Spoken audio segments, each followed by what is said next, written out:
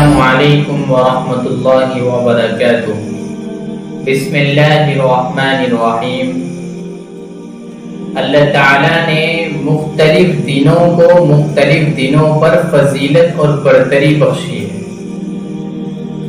اور یہ اللہ تعالیٰ نے نظام اس دنیا کے اندر خاص طور سے امت محمدیہ کے لیے اس لیے فرمایا ہے۔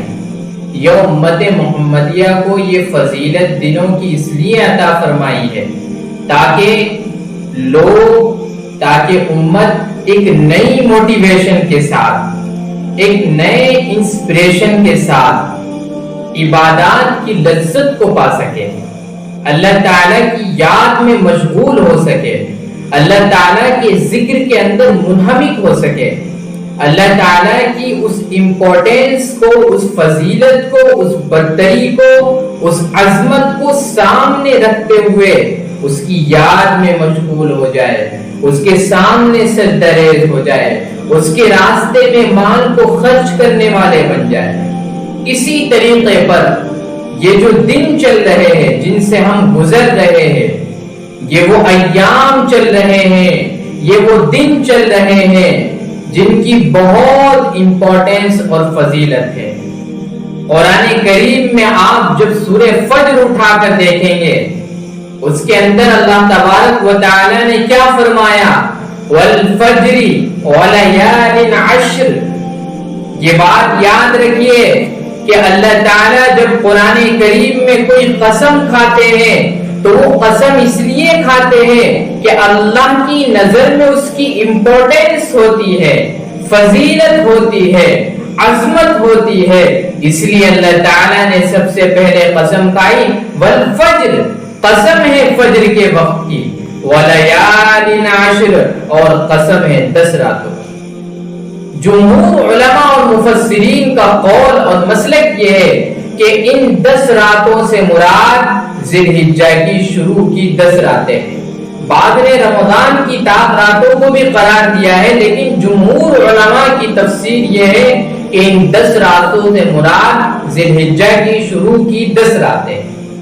یہ وہ 10 راتیں ہیں جن کی اللہ تعالیٰ قسم کھا رہے ہیں۔ اس کا مطلب یہ ہوتا ہے اللہ تعالیٰ کی نظر میں اس کی کچھ نہ کچھ امپورٹنس اور فضیلت اور عظمت ہے، جس کی بنیاد پر اللہ نے قسم کھائی ہے۔ جب ہم حدیثوں کو دیکھتے ہیں تو حدیثوں کے اندر ان دنوں کے بارے میں بڑی فضیلت آئی ہے۔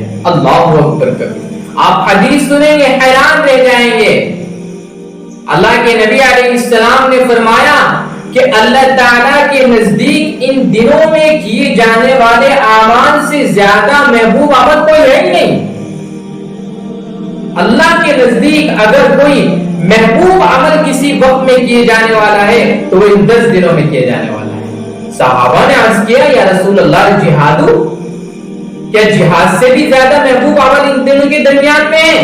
تو رسول اللہ نے فرمایا ہاں، جہاد سے بھی زیادہ محبوب ترین عمل ان دنوں میں جو انسان کرتا ہے، اللہ تبارک و تعالی کی طرف سے اس کے لیے بدلہ ہے، انعام ہے، فضیلت ہے، برتری ہے۔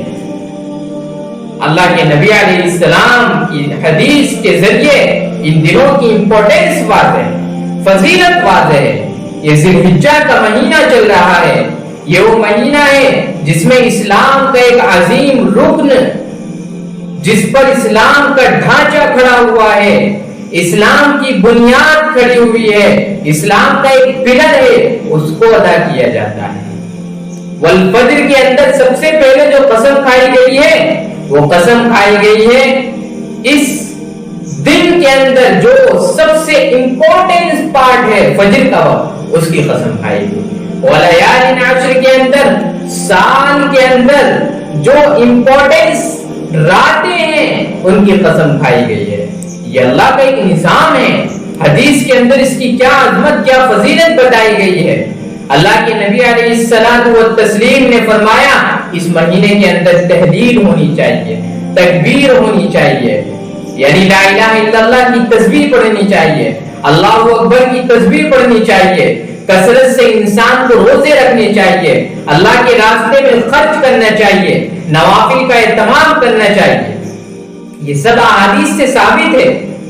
اور ایک عجیب حدیث ہے، آپ کے سامنے وہ دن آنے والا ہے عرفے کا دن.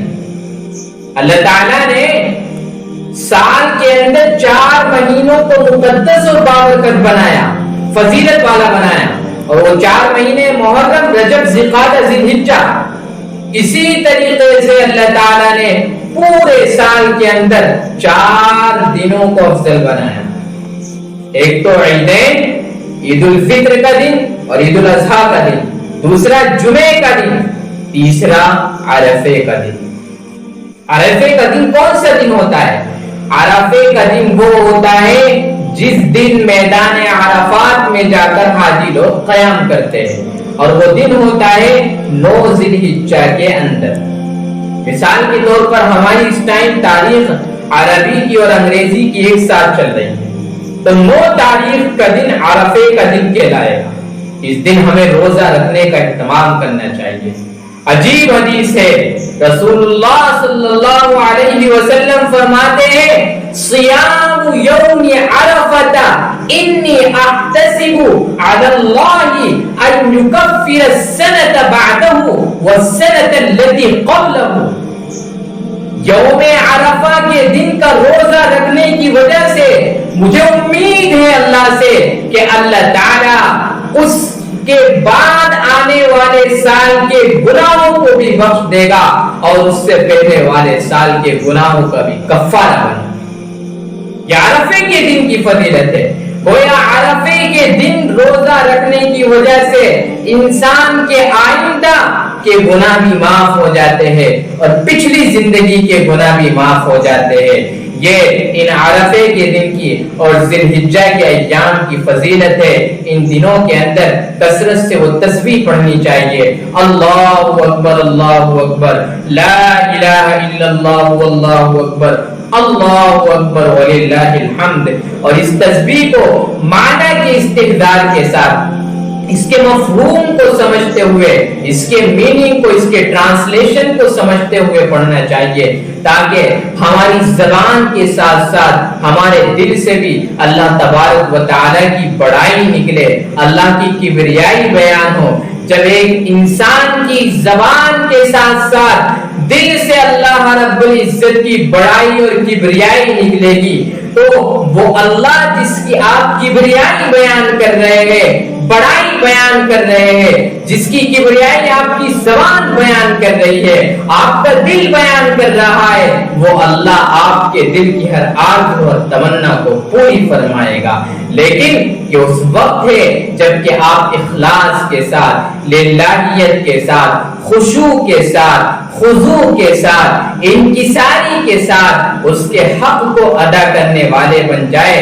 اور اس کا حق یہ ہے کہ ان دنوں کے اندر ان کی فضیلت کو سمجھتے ہوئے، ان کو غنیمت سمجھتے ہوئے زیادہ سے زیادہ اللہ کی عبادت میں مشغول ہو. اور خاص طور پر 9 ذی الحجہ کی فجر سے لے کر 13 ذی الحجہ کی عصر تک ہر فرض نماز کے بعد مردوں کے لیے بلند آواز سے، عورتوں کے لیے آہستہ آواز سے اس تکبیر کو پڑھنا واجب ہے. اس تکبیر کو پڑھا جائے اور اپنی قربانی کے جانور کو ذبح کیا جائے. اور یاد رہے کہ اسلام کا ہر رکن، اسلام کا ہر حکم انسانیت اور مانوتا کی سمسیاؤں کے سمادھان کے لیے ہوتا ہے، انسانیت کے فائدے کے لیے ہوتا ہے. ایسا نہ ہو کہ ہمارے اس عمل کی وجہ سے، ہماری اس قربانی کی وجہ سے کسی دوسرے انسان کو تکلیف پہنچ جائے. یاد رکھیے، اگر ہمارے کسی عمل کی وجہ سے کسی انسان کو تکلیف پہنچتی ہے، کسی مانوتا کا النگھن ہوتا ہے، تو ایسی صورت کے اندر میرے عزیزوں ہماری وہ عبادت اللہ کی بارگاہ میں قبول ہوگی بھی یا نہیں ہوگی، یہ اللہ کے علاوہ کوئی نہیں جانتا ہے.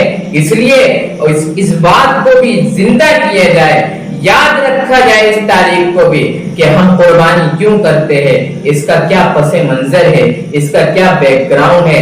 انشاءاللہ اس پر کبھی اور کسی دن آپ کے سامنے پوری اس کی تاریخ اور اس کی ہسٹری اور اس کا اتہاس آپ کے سامنے بیان ہوگا. اور اس کے پس منظر کو سمجھتے ہوئے، اس کے بیک گراؤنڈ اور تاریخ اور واقعے کو سمجھتے ہوئے آپ اپنی قربانی جیسی عظیم عبادت کو انجام دے اور اللہ رب العزت کے یہاں اجر عظیم کے مستحق بن جائے.